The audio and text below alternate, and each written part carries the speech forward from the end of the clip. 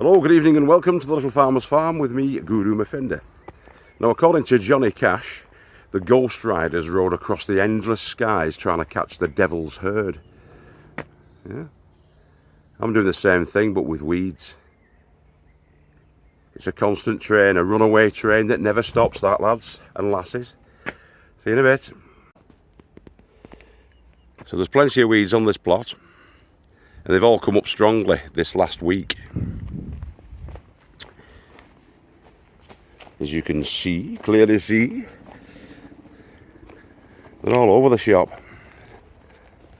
Mine's not as bad as some on here, like, but I like it to be weed free. It's just a constant battle trying to catch that devil's herd of weeds. I'll give you a walk round. Actually, these edges want trimming as well. I've got my edge trimmers. I'll try and have a go at that as well today. But that's the beauty of the wood chip. You can see where the fresh wood chip's gone down. It kind of smothers them out, so you weed it first, cover it with a goodly layer of the wood chip, and you don't seem to have too many problems. Certainly nowhere near as much as where you don't wood chip and you don't suppress. Like down here at the front.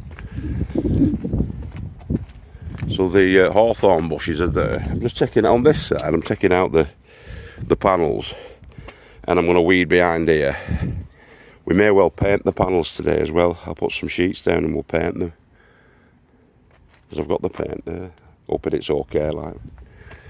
But yeah, there's plenty to do. I want to get on top of this before it gets out of control.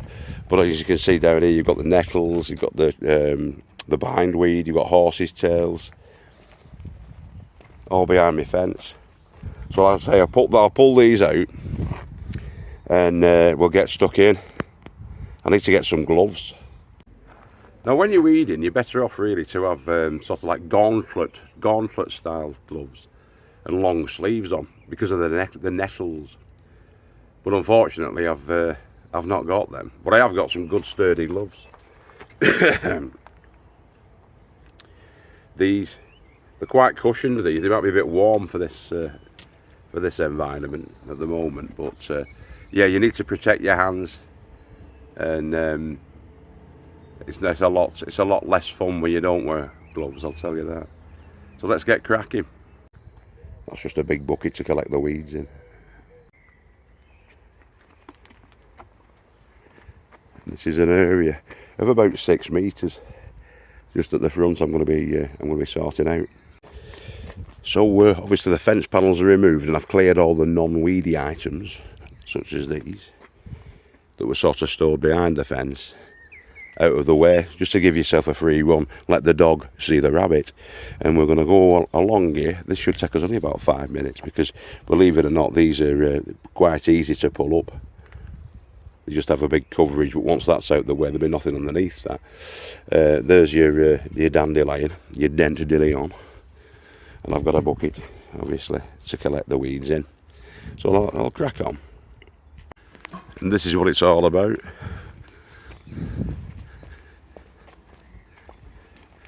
Raw, pure kale, fresh from the plant.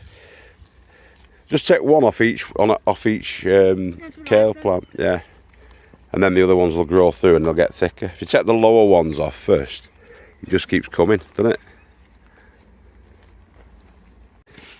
There's Mini Digger working for his kale. So we've just weeded all the front of this, and what happens is washdown comes through from underneath where the fence panels are, and it fills about 1 metre or so coming this way, about 1 inch thick sometimes where it's close to the edges.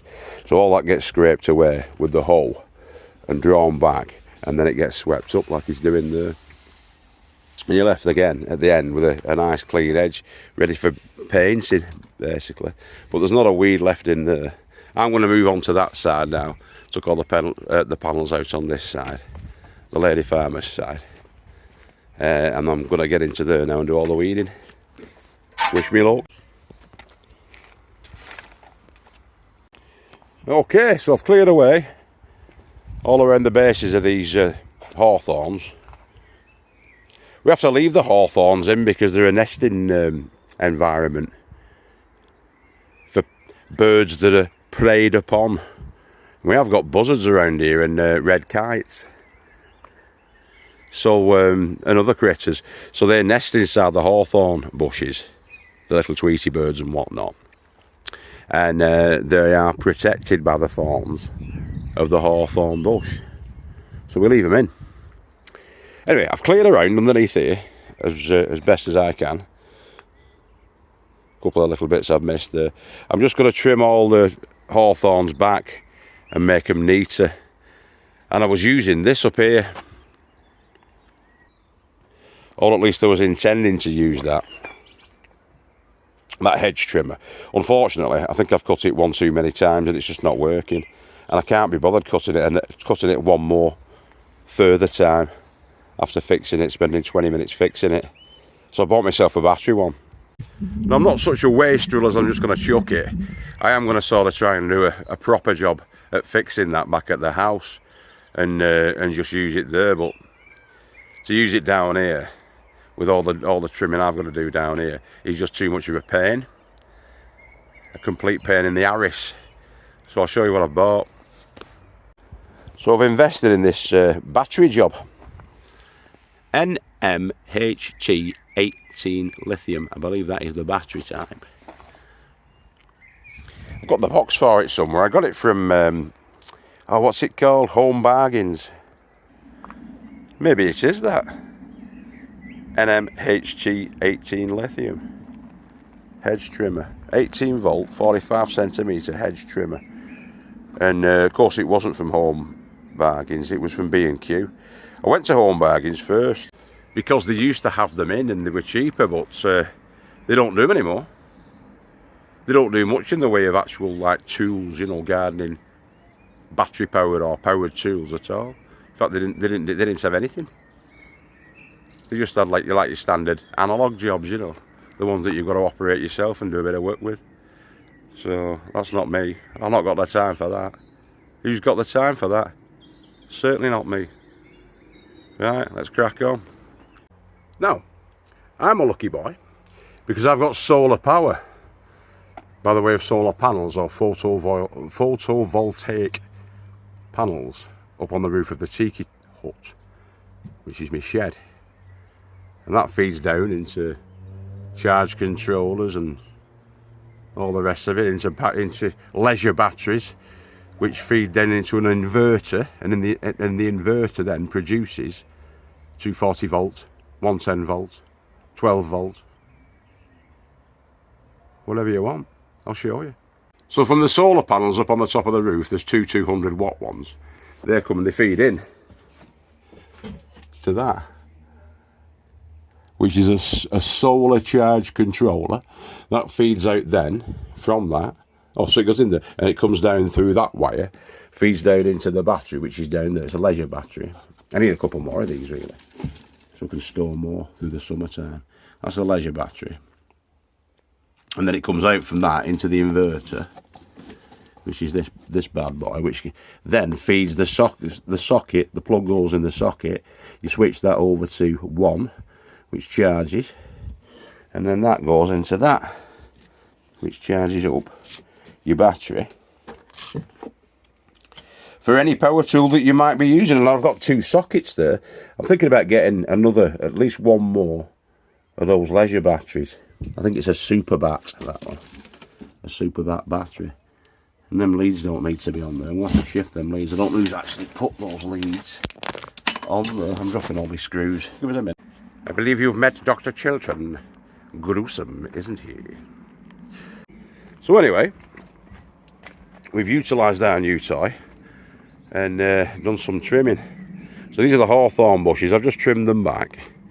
I'm going to leave the trimmings on the floor to act as a mulch underneath the bushes, and hopefully that'll help to retard the weed growth.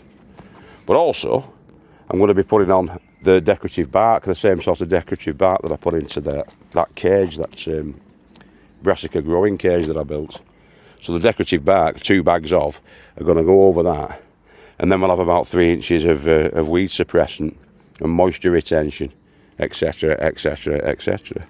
And the thorns on the little thorn clippings Should also deter the rooting creatures such as your rats and mice.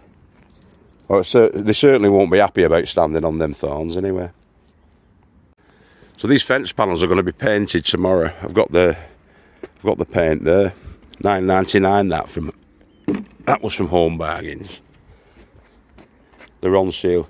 And I'm going to go a darker colour. I'm going to go the dark oak on these because I like the colour of mix on here. I'm going to have it similar to mix because I quite like that.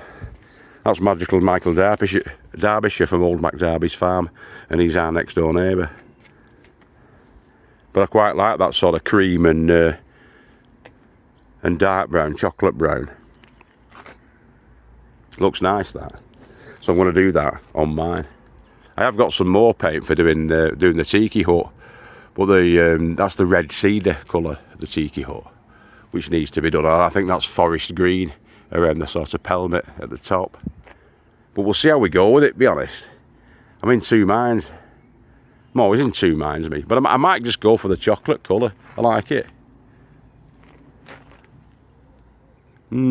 Decisions. Quite like the red cedar as well, though, for the tiki hut. Put in the comments below. We'll have a vote. Red or brown? Red cedar or dark oak? You decide. You the people. So yeah, we're nothing but not in favour of true democracy on this channel, guys. So your concrete bases and fence columns, forgot what they're called, fence posts, concrete fence posts.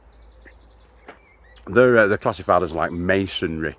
So to paint them, you use masonry paint. I'm using Santex, but there's all sorts of different forms of masonry paint.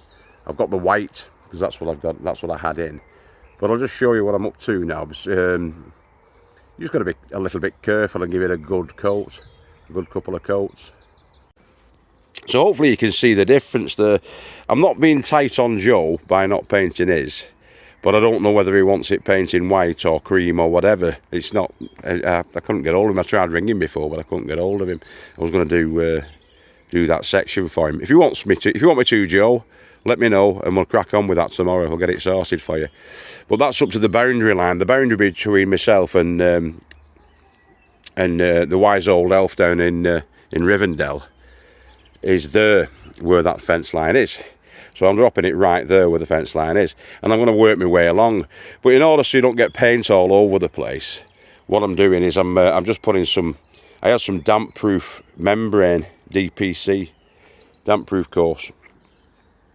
So I'm just sliding that as close as I can to the bases, and I'm just going to be painting up to that line, if you like. And that's in that way, if you do get a spill, the odd spill, it doesn't sort of tarnish the floor, if you like. It will come out, you can scrub that out afterwards, but it just makes it a bit easier. It's a bit less cleaning up to do. There's a bit of a difference there, guys, isn't there? When the sun was out, the sun's just gone down behind the trees there, but when the sun was out earlier, it was like dazzling.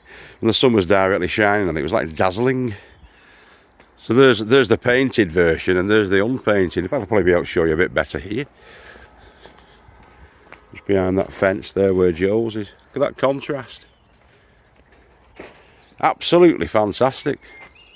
So they're going to be painted, the fences are going to be painted with the brown stuff. I do like it.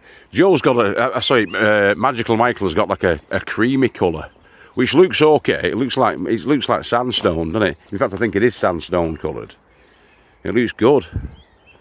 Well, that brilliant white looks like it's very seasidey, doesn't it? It's like something you'd see down on the south coast, of those painted whitewashed buildings they've got down there. Those seaside